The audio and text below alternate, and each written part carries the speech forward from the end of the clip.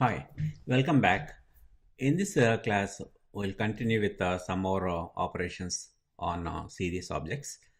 Let us start with data alignment. I'll create two series. I'll say S8, S8 equal to series, and I'll pass first I'll pass the values as a list object 0, 1, and 2. Simple list with three items and comma and index equal to again a list object. I'll say A, comma B and C, right? And that will create a series S8, and also I'll create S9 right here. Let me copy this whole thing.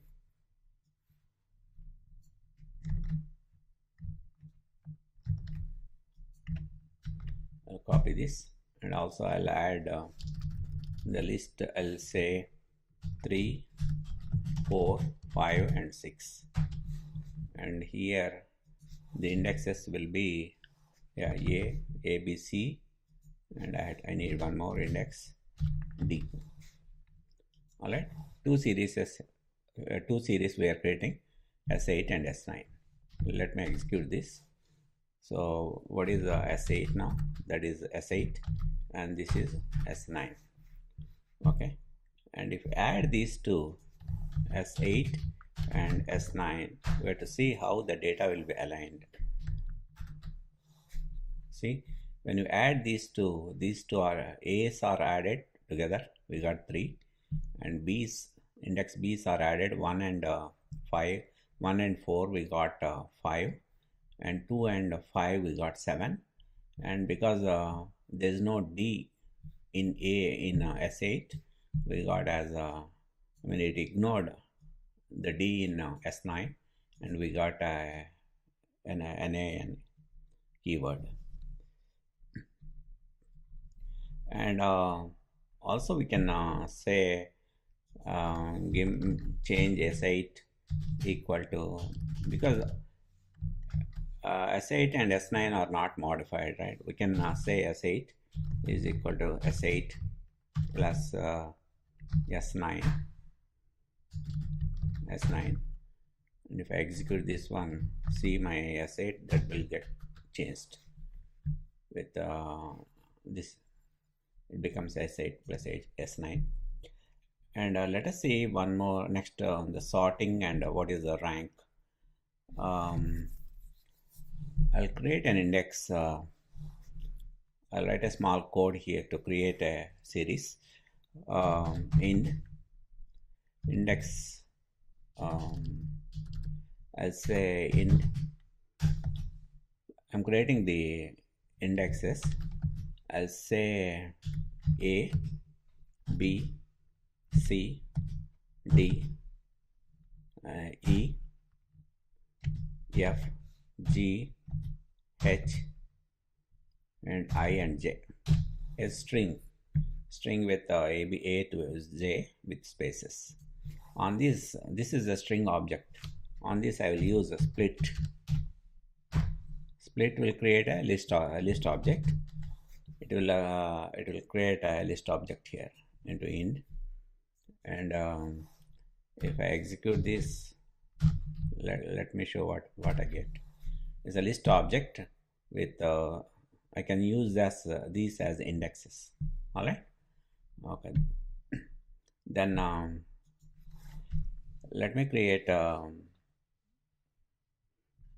list object with values. I'll say x equal to empty list. All right, I'll use a for loop. I'll say for I in range 10. How many indexes we have here? 3, 6, 9, and 10. 10 indexes we have. So we'll create 10 values. Then I'll say x dot append I'll say np, I'll use a random here. I'll say np dot random. It has a method called randint. We saw this before. Randint. I'll ask for give me a random number from 1 to let us say 100. All right, that will give me a random number, and that I will append to my list. And if I see my list, if I print out my list, this is what I get: some random numbers from 1 to 100, 10 random numbers. Then using this, I will create a list series. The latest is S8. I will create S9. I'll create a series S9. I'll say equal to and series, right? I'll say x is my values, and index equal to ind. Ind has a list of ind is a list with this is the list. And if I print S10, this is what I get. This is my series, these are my indexes, and these are the values, right? And I can find the rank. There's a method on series. I can say S10 dot rank. It will give the rank, means exactly suppose the rank here H is 1, means that is the lowest value, 11, right?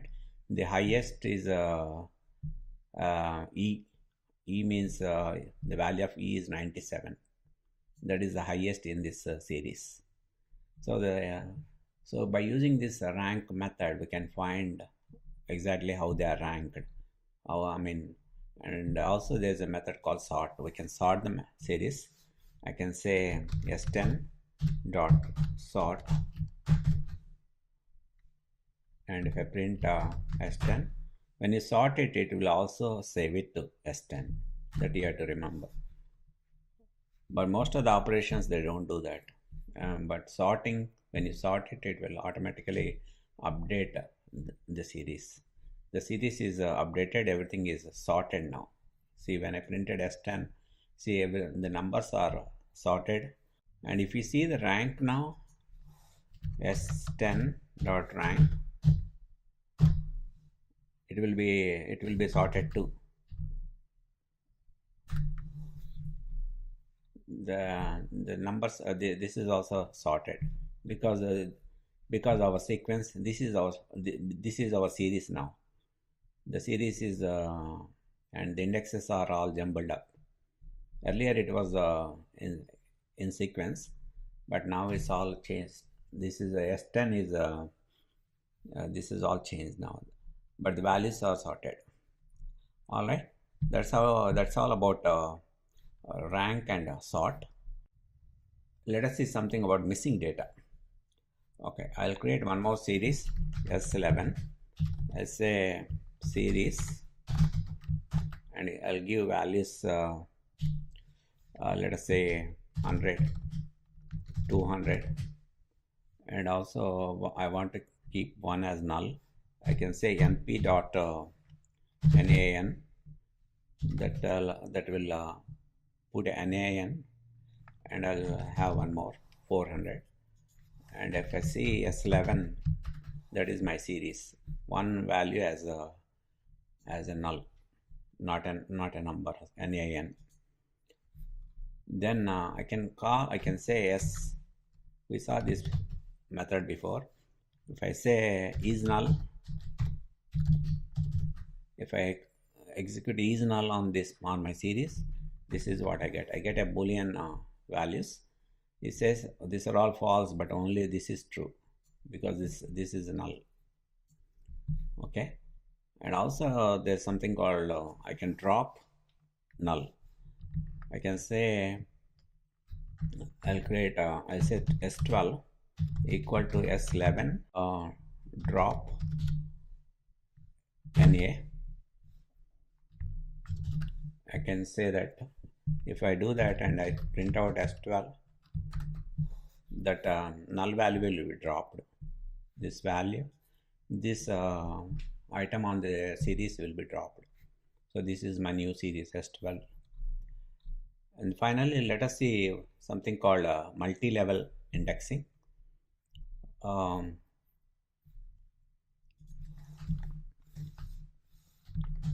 Let me print a multi-level indexing.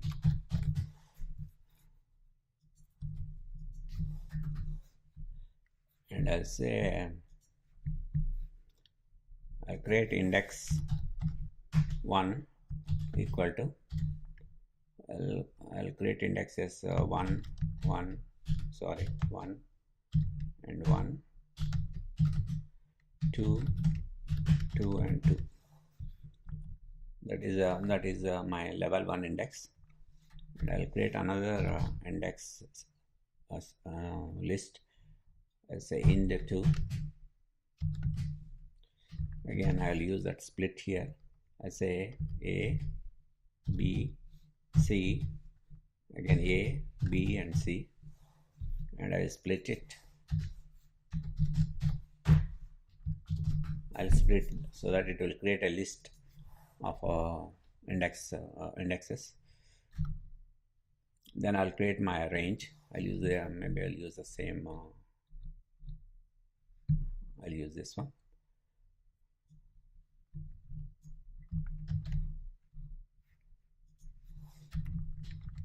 All right, and this time I need just a 6. Okay, and let me change this to 101 to 1000. All right, and then let me execute this so that I'll get 3 list objects, int1, int2 and x. Then now I'll create series. I'll say series 13 equal to series. I'll pass x. X is the list with the values, random values, and I'll create a index equal to, then I'll pass a list here. I say int1 is my level 1 and int2. This is we are creating a series with the multi-level indexes. And if I see what is S13, if I execute this is what we get. The 2 levels of indexes, 1 and 2, and also this is the second level, and these are the values. That's how to create a multi-level series. And if you say S13 of 1, means if you want to see with first level, it will give you these 3 values, 453, 902 and this one. This with the second specifies these second level indexes. Okay, let us get index A for both level 1 and level 2. I'll say S13. All right, and first I'll say colon and comma. I'll say A. Means in first level 1, give me both the levels, both 1 and 2 indexes, include 1 and 2 index. But in second one, level 2, include only indexes with the A. Let us see what we get. If I execute this one, I get 453 and 101, because this in level 1 with index 1 it is 453, and with in level 1 with the 2 it is 101. So that's why we got 453 and 101. All right, that's how to. And finally, there is something called unstack. I can say if F1 series with multi-level index, we can create a data frame using a series with multi-level. As I can say S13 dot unstack. There's a method called unstack. It will create a data frame. That's why I said a df1. It's a data frame. If I execute this one, that is the data frame. So by using a multi-level series, we can convert it to a data frame. Data frame is more like a spreadsheet with rows and columns. All right. It uses the two indexes as rows and columns. These are the rows indexes and these are the column names. Okay, we'll stop here, and we'll in the next, our next topic is data frames. Okay, thanks.